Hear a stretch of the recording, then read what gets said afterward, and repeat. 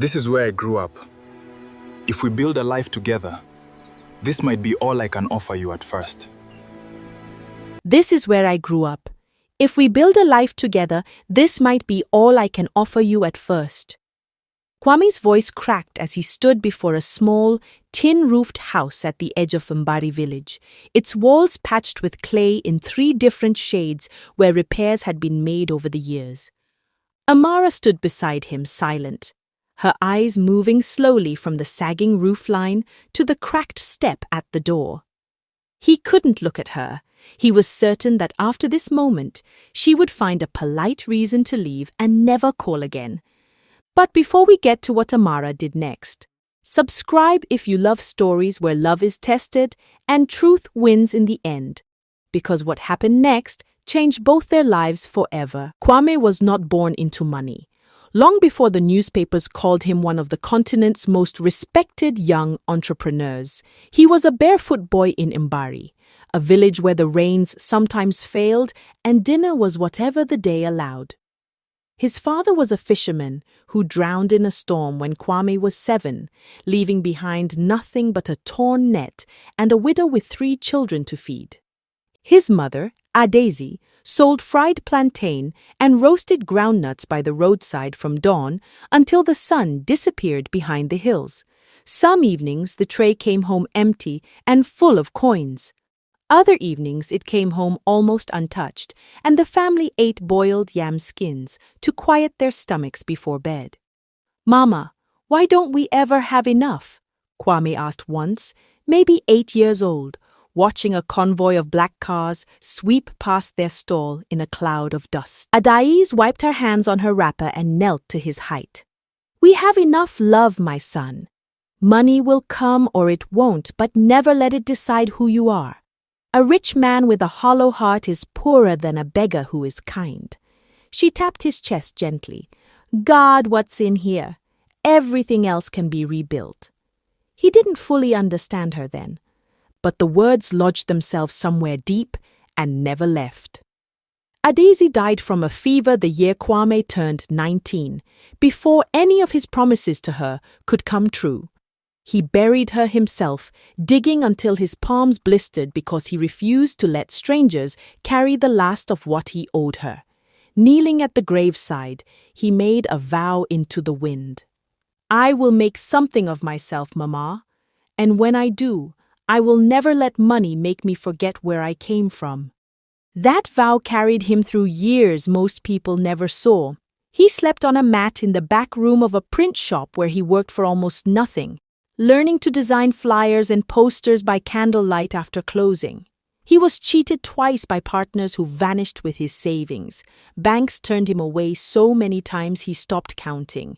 Friends who once shared his last plate of rice slowly stopped answering his calls once his phone credit ran dry too often. He kept working anyway. A small printing contract became 5. 5 became a logistics company.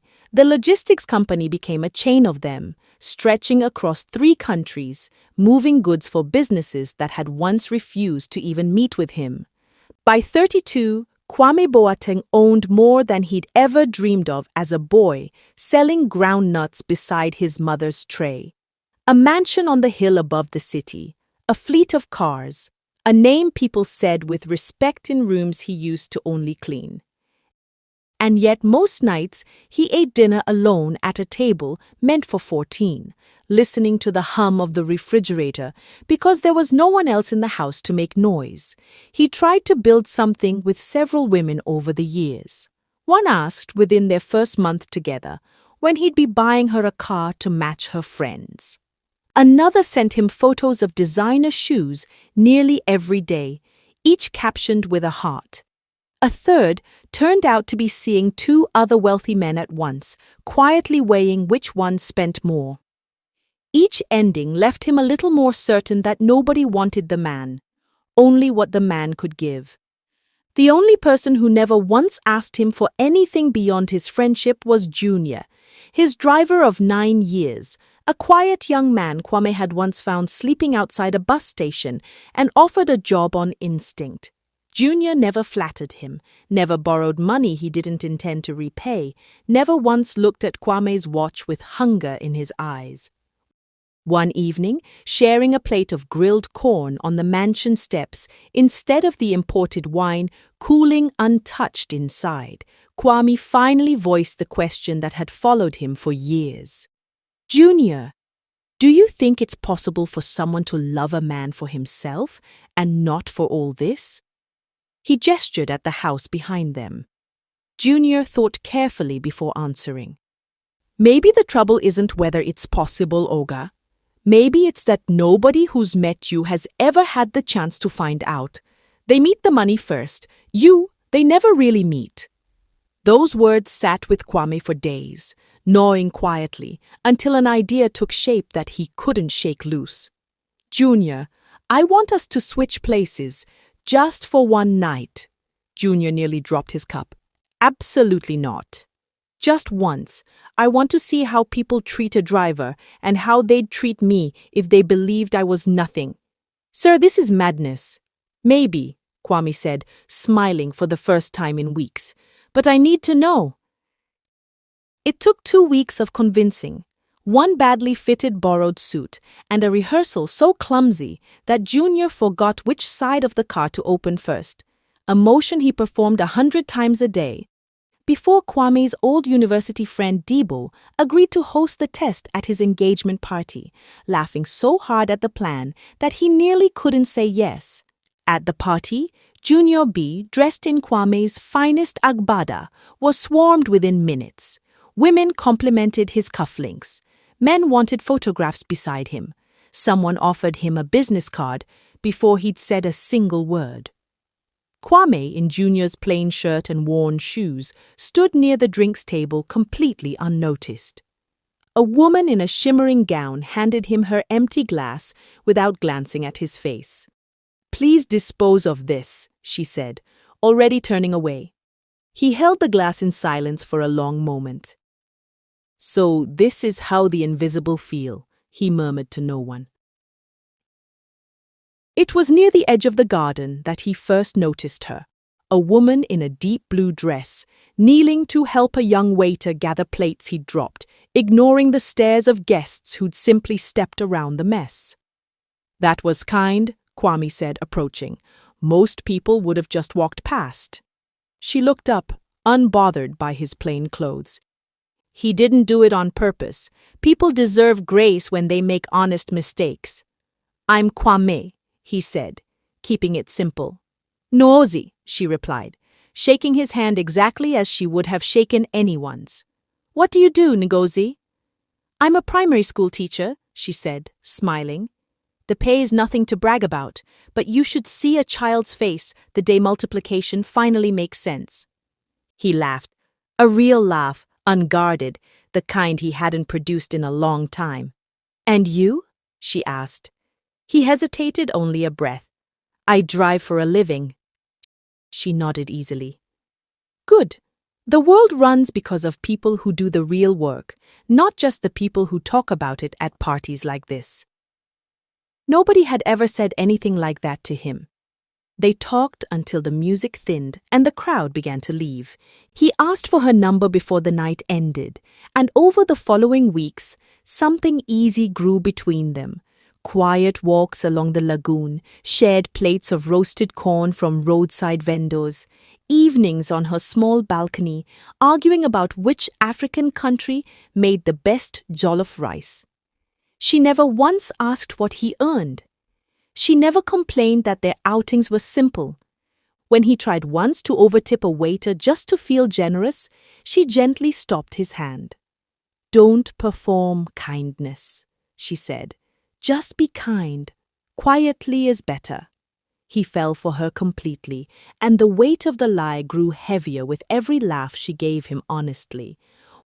Wanting to be certain this wasn't some rare exception, he arranged one final test, inviting her to see his childhood home. In truth, an old abandoned house that had belonged to Junior's late grandmother on the outskirts of a neighboring village. Standing before the crumbling clay walls, Ngozi didn't flinch. She simply reached for his hand. You came from this and built a life, she said softly. That's not something to hide. That's something to be proud of. That night, sleep refused to come. The lie no longer felt like a test. It felt like a betrayal of someone who had done nothing but be honest with him from the very beginning. The next morning, he told Junior everything. Tell her tonight, Junior said simply, before this becomes a wound too deep to heal. Kwame invited Ngozi to dinner and sent her an address that wasn't the small cafe they usually visited, but the gates of his actual home. She arrived by taxi, confused, staring up at the illuminated mansion. Kwame walked out to meet her wearing a suit that finally matched the man he truly was. Kwame, she said, stepping back. What is this place? He led her into the garden, where candles lined a table set for two, and knelt before her with trembling hands, a small velvet box between them. Before she could speak, he told her everything. The switch, the party, the abandoned house, the fear that had driven all of it. Ngozi's face moved through confusion, then disbelief, then something colder and sadder. You tested me, she said, voice shaking, for weeks while I fell for you. Everything I felt was real, Kwame said desperately. Only the driver part was a lie. That's not the point, she said, tears sliding down her cheeks. The point is, you didn't trust me enough to just be honest. She placed the ring gently back in his open palm. I loved a man I thought I knew. I don't know who you are anymore. She turned and walked through the gates without looking back. The weeks that followed were the darkest of Kwame's life. Calls went unanswered. Messages sat unread. Her landlord said she had moved out. Her school said she'd been transferred, and no, they couldn't say where. He stopped eating properly. Meetings were postponed. Employees whispered about the change in him. Junior brought food to his office night after night, watching helplessly as his friend disappeared into himself. I found the one person I prayed for my whole life, Kwame said one evening, staring at an untouched plate. And I destroyed it with my own hands. Weeks of exhaustion finally caught up with him. He collapsed in his office one afternoon, and Junior rushed him to the nearest hospital in a panic. In the emergency ward, a nurse hurried toward the stretcher and froze. Kwame, she whispered. It was Ngozi. Every trace of anger disappeared the instant she saw how pale and weak he looked. She stayed by his side through the night, checking his vitals long after her shift technically ended, unable to walk away from the humble man she had fallen in love with, lying helpless in a hospital bed. When Kwame finally opened his eyes, blurry and disoriented, the first face he saw was hers. I thought I'd never see you again, he whispered. Ngozi held his hand without answering at first. I was hurt because you lied, she finally said. But I was also wrong to walk away without letting you explain. You had every right to be angry, Kwame said. She managed a small, tired smile. Maybe, but love also means learning to forgive. Months later, after honesty had slowly rebuilt what fear had broken, Kwame invited Ngozi to another garden. No disguises this time, no hidden gates. This time, he said, kneeling again, I'm standing before you exactly as I am. No lies, no tests, only a man who loves you completely. Will you marry me? Tears filled her eyes as she smiled brighter than he'd ever seen. Yes, she whispered. Yes, I will. Their wedding brought together everyone who had watched their story unfold, with Junior standing proudly as best man, still teasing Kwame about the night he wore an agbada inside out. In memory of his mother, the woman who taught him that money could buy comfort but never a sincere heart, Kwame established a foundation offering scholarships to children in villages like the one he grew up in. Ngozi joined him fully, bringing her gift for teaching into classrooms that had never had proper books before. Together, they used their wealth not to impress the world, but to lift the ones who reminded them most of who they used to be. And as their story closes, remember this. Money can attract a crowd, but only character reveals who truly belongs beside you. A heart that stays when you have little is the same heart that will stand beside you when you have everything.